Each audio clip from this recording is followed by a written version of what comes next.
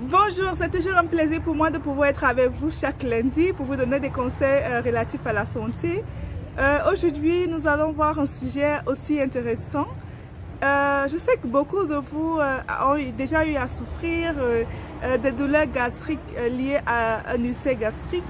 Ce que vous devez savoir, c'est que il y a de cela des années antérieures, beaucoup de personnes souffraient de cette maladie et ça nécessitait, n'est-ce pas, une hospitalisation et parfois un traitement chirurgical jusqu'à ce qu'il y ait un médecin qu'on appelle le docteur Marshall qui a décidé de pouvoir prélever cette sécrétion gastrique au niveau du tube de l'intestin de son malade et il a ingurgité cela.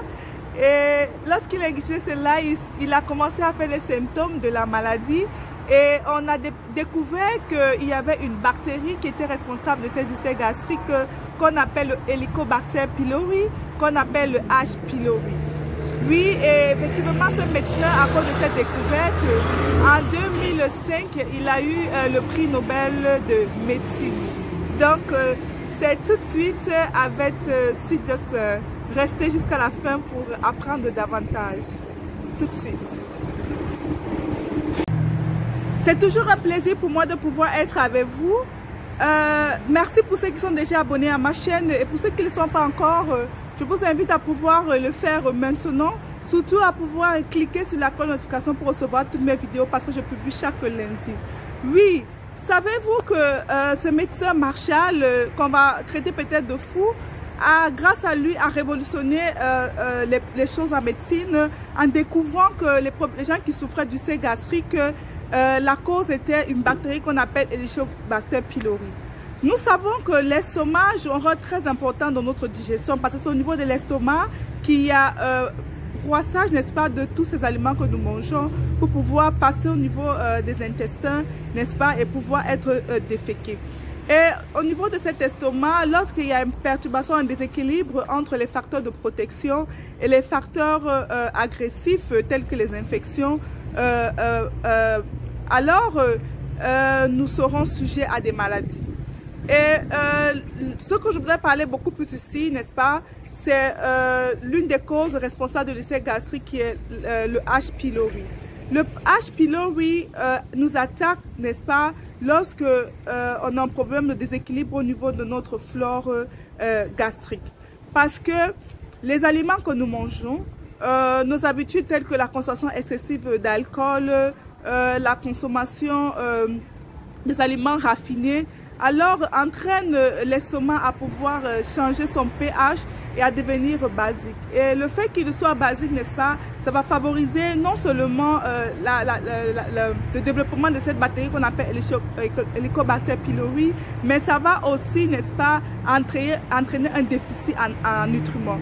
Parce que ce que vous devez savoir, c'est que pour que les protéines puissent être digérées, il faudrait, n'est-ce pas, une bonne dose d'acidité. Lorsque vous mangez, vous avez des ballonnements, ça voudrait dire que vous avez un problème, n'est-ce pas, au niveau de votre estomac, parce qu'en temps normal, si vous arrivez à bien digérer, alors cela voudrait dire que l'estomac arrive, n'est-ce pas, à pouvoir broyer bien vos aliments.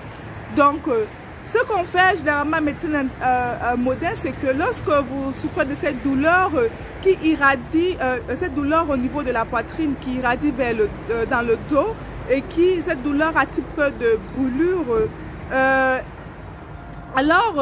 ce qu'on fait, c'est qu'on vous va faire un examen qu'on appelle la fibroscopie. On vous envoie un tube où on va aller, n'est-ce pas, au niveau de votre estomac, regarder ce qui ne va pas. Et lorsqu'on pose, on va faire un prélèvement de votre sucre et on va essayer de chercher la présence du H. Helicobacter pylori. Et lorsque la culture revient positive, on vous donne ce qu'on appelle les IPP, les inhibiteurs de la pompe à protons, tels que le oméprazole, esoméprazole, il y en a plusieurs qu'on vend. Et on va vous donner aussi les antagonistes de l'histamine tels que la ranitidine, dont tout dépendra. Et on va vous donner les antibiotiques. Ce qu'on donne généralement, on donne comme antibiotique l'amoxicilline ou la clarithromycine avec le métronidazole. Ce traitement, n'est-ce pas, va pouvoir éradiquer le germe, mais ça ne va pas résoudre le problème à la source. Moi, mon problème, c'est que prévenir vaut mieux que guérir. Si, n'est-ce pas, vous prenez les médicaments, beaucoup prennent les médicaments, mais ils se posent la question de savoir, oui, je me suis traité et tout, mais après peut-être 6 mois et tout, ils ont encore le même épisode parce que vous n'avez pas résolu le problème à la base. Vous devez comprendre que votre estomac doit pouvoir rester acide. Le pH de votre estomac doit toujours être compris entre 1 et 3. Et si vous mangez, n'est-ce pas, des aliments qui vont les rendre alcalins, alors vous serez sujet, n'est-ce pas, à des attaques de cette bactérie. Parce que 50% de la population, n'est-ce pas, a cette bactérie qu'on appelle Helicobacter pylori. Mais ce n'est pas tout le monde, n'est-ce pas, qui va développer ce qu'on appelle les ulcères gastriques. Et je vous assure que l'ulcère gastrique est dangereux parce que l'ulcère gastrique donne des cancers. Donc vous devez vraiment faire attention. Et l'une des complications aussi qu'on a, c'est que si votre ulcère peut se perforer et n'est-ce pas, le contenu de votre estomac acide va aller au niveau de vos intestins et vont brûler votre intestin et va donner ce qu'on appelle les péritonites.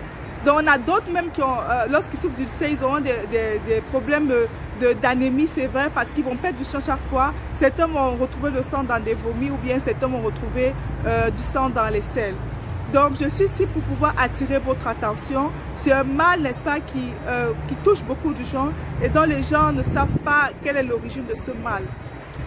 La médecine moderne va vous donner le traitement qu'il faut, mais ce n'est pas un traitement qui va éradiquer définitivement cette bactérie parce que cette bactérie va ressurgir et va vous attaquer votre estomac. Et en plus, il y a d'autres qui souffrent des problèmes de déficit en acide folique, des déficits en B1, B2, B3, n'est-ce pas, liés au fait, n'est-ce pas, qu'ils ont un estomac qui est devenu